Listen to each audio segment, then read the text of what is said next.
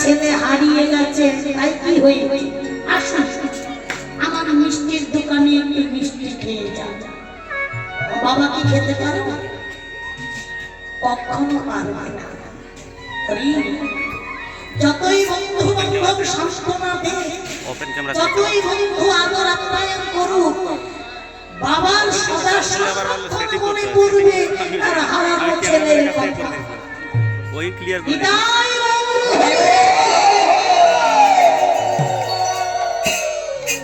সেই বাবাটা কে বাবা? সেই বাবাটা হলো অনাদির আদি গোবিন্দ, জগৎ জীবের পরম পিতা। আর আমরা অনন্ত কোটি ব্রহ্মাণ্ডের জীব, আমরা হলাম সন্তান রূপী। মায়ার সংসারের মেলায় এসে ওই চকলেট রূপী ছেলে মেয়েকে পেয়ে, বিস্কুট রূপী স্ত্রী পুত্র পরিবার পেয়ে, আসল বিষয় নিয়ে আমরা এই সংসার মেলায় এসে পরম পিতার কথা ভুলে গেছি।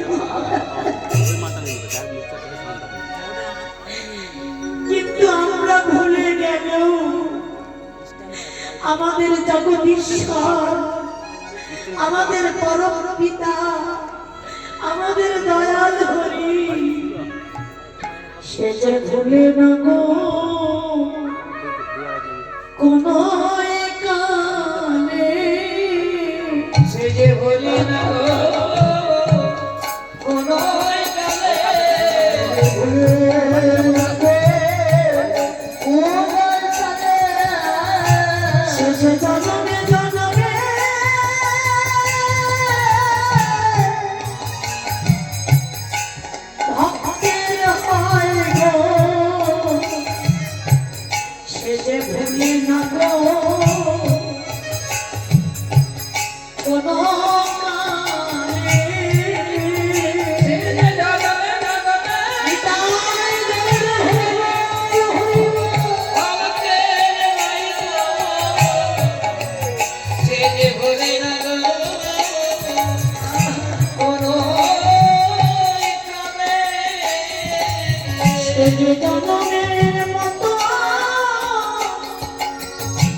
ভক্তের হয় গো যে তুমি ডাকার মতো ডাকিতে পারে।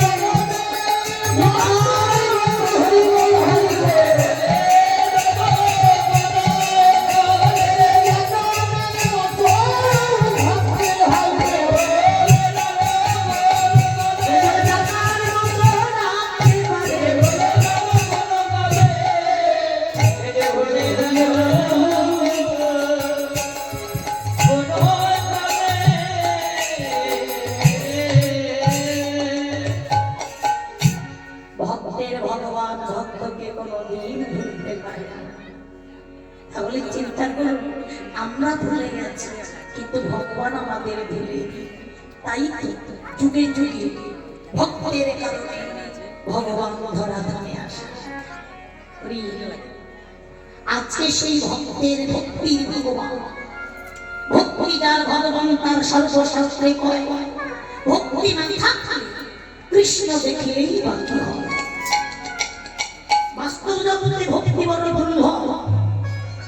ভক্তি কিন্তু আমাদের হৃদয় থেকে দূর হয়ে চলে যাচ্ছে। আগেকার ছেলে মেয়েরা যখন স্কুলে পড়াশোনা করত,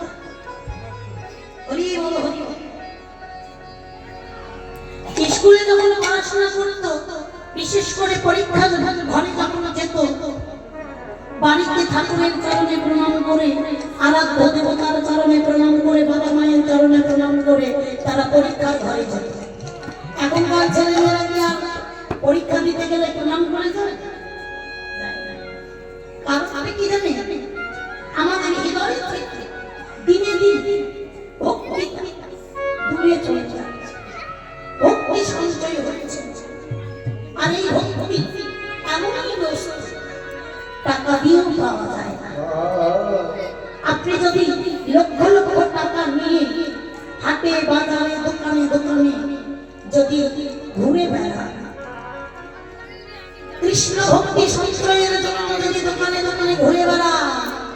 দোকানদারকে গিয়ে যদি বলেন দাদা একটু কৃষ্ণ ভক্তি দিন না, যত টাকা লাগে আমি তত টাকাই দেব, দিন দাদা দিন।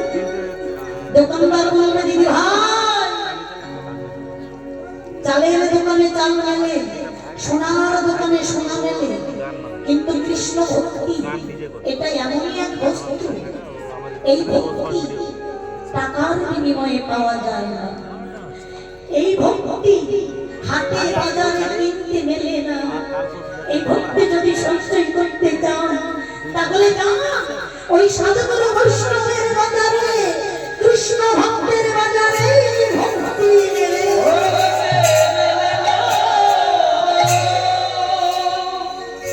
একমাত্র কৃষ্ণ ভক্তের বাজারে কৃষ্ণ ভক্তি পাওয়া যায়। যেটা আমার কমিটি দাদা বাবারা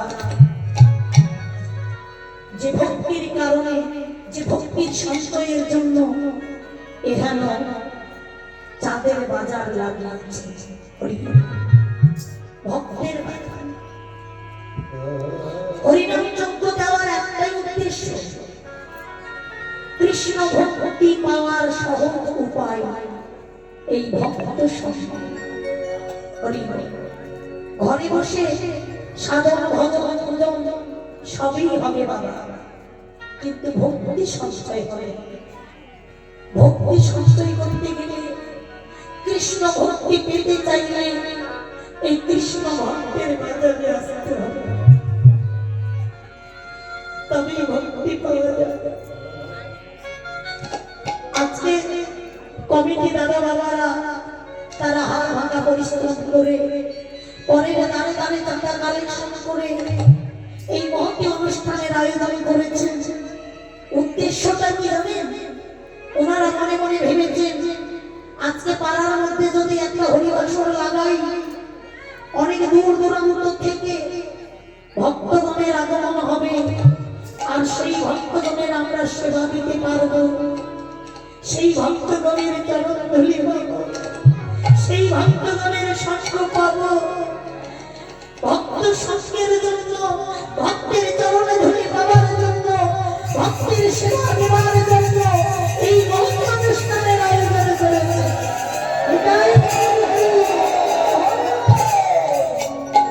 কারণ শাস্ত্রে বলছে বৈষ্ণবের কৃপা ভিন্ন কার্য সিদ্ধি নাহি হয়, দূরে রঘু কৃষ্ণ কৃপা সংসার না হয়। কৃষ্ণ ভক্ত সঙ্গ না করলে যেমন ভক্তি সঞ্চয় হয় না, ঠিক তেমনি কৃষ্ণ ভক্তের সঙ্গ না করলে দেহের ত্রিতাপ জ্বালা দূরীভূত হয়। এই সংসার জ্বালা, এই ত্রিতাপ জ্বালা দূর করতে চাইলে আসুন শ্রী শ্রী হরিনাম সংকীর্তনে আমরা ভক্ত সঙ্গ করব, ভক্তির চরণ ধুলি মাখব, তবেই অন্তরে কৃষ্ণ ভক্তি প্রেমের উদয় হবে।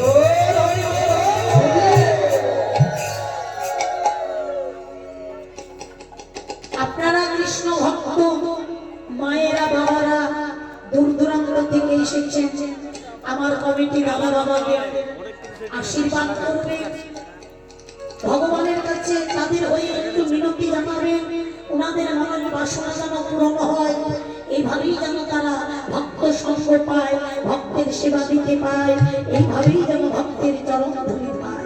নিতাই গৌর হরি। আজকে সেই ভক্তের ভগবান রাধা ভাবে বিভাবিত হয়ে গোড়া জগরাকে মোর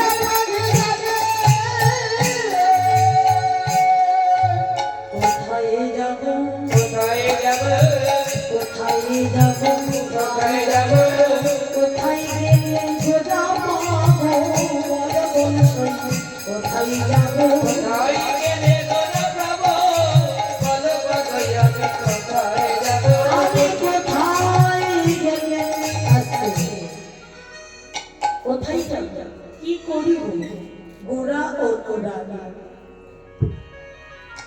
আমি কোথায় যাব কি করিব গোরা অনুরাগে অনুক্ষণ গোরা প্রেম হিয়ার মাঝে মনবীরে আমি যে গৌরের আমি ভুলিতে পারি না ওই রূপে নয়ন দিয়ে আমার কি হলো রে কি হলো রে আমার নয়নে ঘুম নেই আমার আহারে নেই নিদ্রা নেই নিদ্রাবে সদা সর্বক্ষণ ওই রূপ আমার হিয়াই জাগে আমি ভুলিতে চাইলে আমি ভুলিতে পারি না মরমিরে ভুলিব মনে করি ভুলিতে নাহি পারি আমি এত ভোলার চেষ্টা করি তবু আমি গৌর রূপ ভুলতে পারি না। আমার এমন দশা হয়েছে গৌর রূপে নয়ন দিয়ে আমার এমন দুরান্ত ব্যাধি হয়েছে যে গৌর হরিকে না পেলে আমি হয়তো আর প্রাণে বাজে তোমার কানে বাজিব না বৈষ্ণবে কবি বললেন হ্যাঁ গোরা কপিরিতি খানি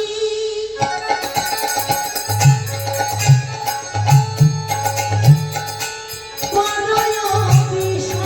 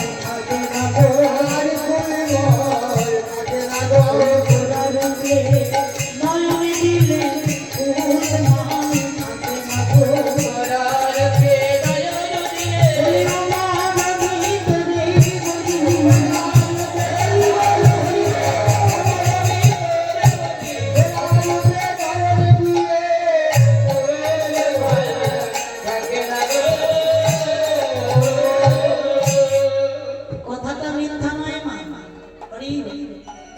গৌরূপে নয়ন দিয়ে ভালোবেসেছিল কে রঘুনাথ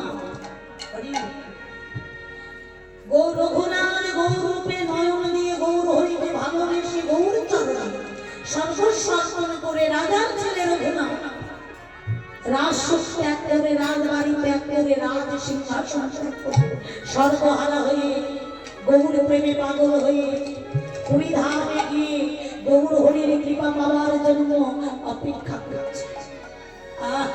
দেখুন ভক্তের কেমন পরীক্ষা, ভগবানের কেমন পরীক্ষা। কষ্টি পাথরে যেমন সোনাকে ঘষে পরীক্ষা করে নেওয়া হয়, ঠিক তেমনি ভগবান ভক্তকে পরীক্ষা করে নেয়। এ আমার